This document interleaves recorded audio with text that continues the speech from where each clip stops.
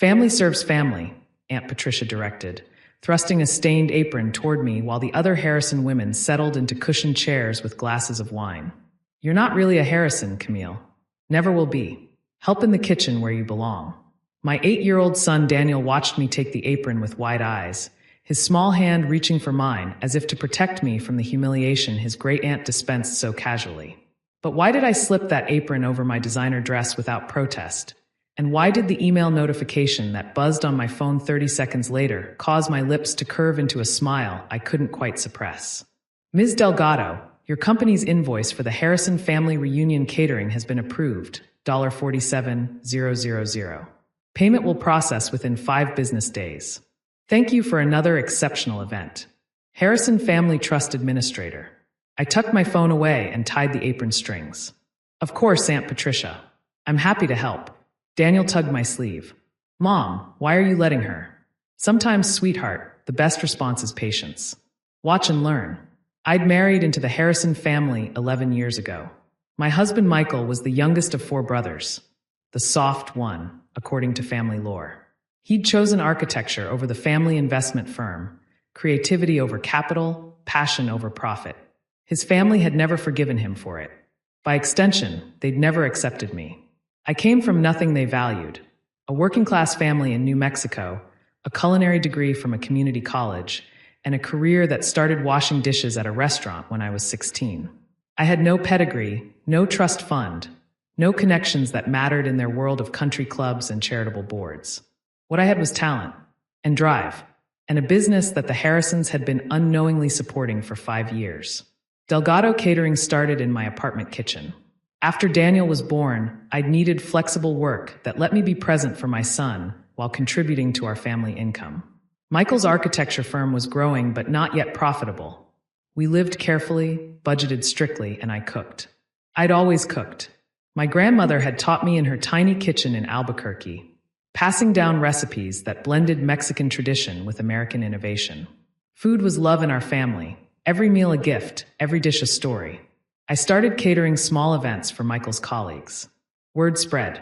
The small events became larger events. Within 2 years, I'd outgrown the apartment kitchen and rented commercial space. Within 5, Delgado Catering was one of the most sought-after catering companies in the metropolitan area. Our client list included corporate executives, society weddings, charity galas, and, through a delicious twist of irony, the Harrison family. The Harrison Family Trust handled all major event planning. Aunt Patricia, as the self-appointed family matriarch, submitted requirements to the trust administrator, who then contracted vendors. She'd been using Delgado Catering for 5 years without ever knowing who owned it. The invoices went to the trust. The checks came from the trust. My company name appeared on paperwork that Patricia never bothered to read because, in her world, service providers were invisible, necessary but beneath notice. She'd complimented the food at every event. Finally, decent catering, she'd announced at her 70th birthday. Someone at the trust has good taste. She had no idea she was praising her despised nephew's wife. I'd kept the secret deliberately. Not out of shame, out of strategy. I wanted to build my business on merit, not family connection. I wanted success that couldn't be attributed to Harrison influence or dismissed as charity work for the disappointing youngest son's unfortunate wife. And perhaps, somewhere deep down, I wanted ammunition for exactly this moment. The reunion was held at the Harrison family estate in Connecticut. 3 generations gathered annually to celebrate their legacy of wealth, achievement, and carefully maintained superiority. The event required extensive catering, 200 guests over 3 days, multiple meals, cocktail hours, and a formal dinner on the final evening. My company had handled it all. My staff had arrived the previous day to begin preparations. My recipes were being executed in the estate's industrial kitchen at this very moment. And Patricia had just handed me an apron and told me to help. The kitchen was controlled chaos when I entered. My executive chef, Marcus, looked up from his station with barely concealed alarm. Ms. Delgado, what are you doing back here? Apparently, I've been assigned to help. Family serves family, according to Aunt Patricia. Marcus's expression cycled through confusion, recognition, and something that looked like outrage. She doesn't know, does she? She's never bothered to learn. None of them have. What do you want me to do? I surveyed my staff. 12 professionals executing a menu I'd designed, using techniques I'd developed, representing a company I'd built from nothing. They were all watching now, uncertain how to respond to their boss being treated like household help. Keep cooking. The food should be perfect regardless of family drama. I smiled. I'll handle the serving. Consider it quality control. The next 4 hours were an exercise in restraint. I carried trays. I refilled drinks. I cleared plates. I did everything Aunt Patricia demanded, executing each task with professional precision while the Harrison women lounged on the terrace discussing tennis and travel. More wine, girl, Patricia's sister Eleanor called, snapping her fingers without looking at me. Of course, ma'am. The crab cakes are excellent, Cousin Vivian commented to no one in particular. Much better than last year's caterer. We have the same caterer as last year, I said quietly. Do we? Well, they've improved then. They hadn't improved. They were exactly the same, my recipes, my training, my standards. Vivian simply hadn't paid attention last year, just as she wasn't paying attention now. Daniel found me during a break. Mom, this isn't fair. Why are you letting them treat you like this? Because their treatment tells me everything about their character, not mine. But you own the company. You're the boss of all those people in the kitchen. I am. And right now, I'm choosing to observe how this family behaves when they think no one important is watching. I knelt to his level. Remember what I always tell you? Character is how you treat people who can't help you. Exactly. Right now, they think I can't help them. They think I'm nobody. So they're showing me exactly who they really are. Who are they? People who value position over humanity. People who see service as beneath them. People who've never had to work for anything and assume that makes them superior to those who have. That's sad. It is sad, sweetheart. It's also useful information. Michael found me in the kitchen during the dinner preparations. Camille, what the hell is happening? My cousin said you've been serving all afternoon. Your Aunt Patricia assigned me servant duties. Apparently, I'm not really a Harrison. His face darkened. I'm going to talk to her right now. No. I caught his arm. Not yet. Why not? This is humiliating. It's not humiliating. It's clarifying. I gestured around the kitchen. Look where we are, Michael. This is my kitchen. My staff. My food that everyone's been praising all weekend. Your family has been paying me $47,000 for this event alone. They've paid my company over $200,000 in the past 5 years. They don't know. They never bothered to find out. That's the point.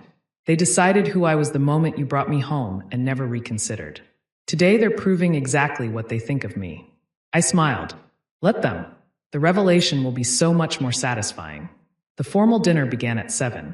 200 Harrisons and their guests filled the estate's grand dining room, seated at tables arranged by family hierarchy. Michael and I were placed at the furthest table from the head. The table for the least important branches, the disappointing children, the inconvenient relatives. Patricia rose to give the traditional welcome speech. Another year of Harrison excellence, she announced. Our family continues to thrive because we understand the importance of standards, of tradition, of knowing our place in the world. She continued for 10 minutes, cataloging Harrison achievements while carefully omitting any mention of Michael's architecture firm, which had won 3 industry awards this year, or anything about my existence at all. And I must commend whoever arranged this year's catering, she concluded. Truly exceptional. The Harrison standard, as always. I caught Marcus's eye across the room. He raised an eyebrow questioningly. I nodded. The intervention happened between courses. Marcus approached the head table with a leather portfolio, the kind used for formal presentations at corporate events. Mrs. Harrison, I apologize for the interruption. The catering company wanted to present a small gift to thank the Harrison family for 5 years of partnership. Patricia preened. How thoughtful. What is it? A commemorative menu book, documenting every event we've had the honor of serving, and a personal note from the owner. She opened the portfolio with practiced graciousness, clearly expecting to skim and dismiss. Then she saw the letterhead. Delgado Catering. Camille Delgado, founder and CEO. Her face went rigid. I also wanted to personally thank you, I said, rising from my distant table and walking toward the head of the room. 5 years of partnership. Over $200,000 in business. And today, a very educational experience in how the Harrison family treats people they consider beneath them. The room had gone silent. This is some kind of joke, Patricia stammered. The only joke is that you've been paying me to cater your events for 5 years while treating me like I don't deserve to sit at your table. I kept my voice pleasant, conversational. Every compliment you've given about the food, my recipes, every event that went perfectly, my company, every detail you praised, my standards. You should have told us. Why? So you could treat me with basic human respect? That should have happened regardless of what I do for a living. I looked around the room at 200 stunned faces. I served drinks and cleared plates for 4 hours today because Aunt Patricia decided I wasn't really a Harrison. I'm curious. Does knowing I'm a successful business owner change that? Patricia had no answer. It shouldn't, I continued. Whether I owned a catering company or worked as a dishwasher, which I did for 3 years, starting when I was 16, I deserved basic dignity. Your nephew chose me. Your family welcomed me at a wedding. That should have been enough. Michael stood and joined me. My wife has built something remarkable. Completely on her own, without Harrison money or Harrison connections or Harrison approval. She's created over 40 jobs, served hundreds of events, and earned a reputation for excellence that brought you to her company without any of you even knowing. He looked at his aunt with an expression I'd rarely seen. Cold, final, done. But none of that matters. What matters is how you treated her today when you thought she was nobody. You showed her, and our son, exactly what Harrison values actually are. Michael, we didn't know. You didn't care to know. That's worse. The dinner continued awkwardly. I returned to my table. The food was served, my food prepared by my staff, reflecting my standards. The Harrisons ate in uncomfortable silence, the celebration's energy completely deflated. Several younger family members approached me afterward. I had no idea, Camille. This food is incredible. I've always wanted to learn more about catering. Could I visit your company sometime? My wife and I are getting married next year. Would you be available? The family wasn't monolithic. Some genuinely hadn't known about Patricia's treatment of me. Some had known and been too cowed to intervene. Some were simply curious about the woman who'd been hiding in plain sight.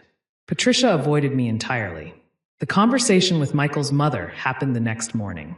Victoria Harrison was 78, sharp-minded, and had always been warmer to me than the rest of the family, though that warmth had still maintained careful distance.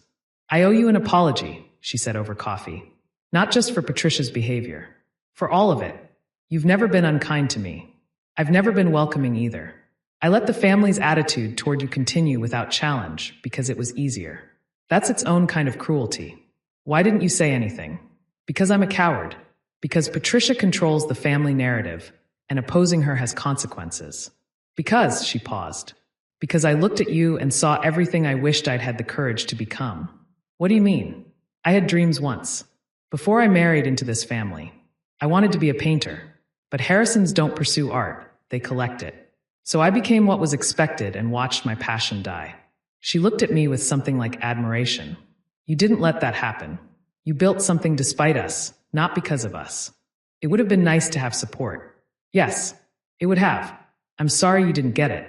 The Harrison family reunions continued, but my role in them transformed. Patricia never apologized, not directly. But she stopped assigning servant duties, stopped making comments about my background, stopped pretending I was invisible. Fear of exposure, perhaps. Or simply the discomfort of having been so publicly wrong. Delgado Catering no longer serves Harrison events. I declined the contract after that year. Not out of pettiness, but because I no longer needed to prove anything. They'd seen. They knew. What they did with that knowledge was their choice. My company has grown beyond family drama. We've expanded to 3 locations, employ over 60 people, and have been featured in national culinary publications. The success exists independent of Harrison approval, which is exactly how I always wanted it. Daniel asked me about it recently. Mom, do you regret not telling them sooner? About your company? Sometimes. But I learned something important by waiting. What? That their opinion of me was based on nothing. They didn't disrespect me because of who I actually was. They didn't know who I was. They disrespected me because of who they assumed I was. The revelation didn't change me. It just forced them to see clearly. Did they change? Some of them. Your grandmother tries harder now. Your cousins are genuinely curious about the business. But Aunt Patricia, I shrugged. Some people can't admit they were wrong. They'd rather pretend the revelation never happened than reconsider their assumptions. That's sad.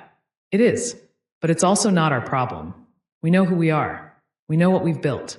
Their failure to see it doesn't diminish it. They handed me an apron because they saw a woman who'd married above her station, who came from nothing, who belonged in service rather than society. They didn't see the company I'd built, the staff I employed, the invoices they'd been paying for 5 years. They saw what they expected to see, and their expectations said everything about them, nothing about me. The $47,000 check processed on schedule. The Harrison Family Trust continued paying for excellence they'd dismissed as impossible from someone like me. And I kept building, kept growing, kept proving that the only approval worth seeking is your own. They served me lessons about who they really were. I served them food that proved who I'd become. We both got exactly what we deserved.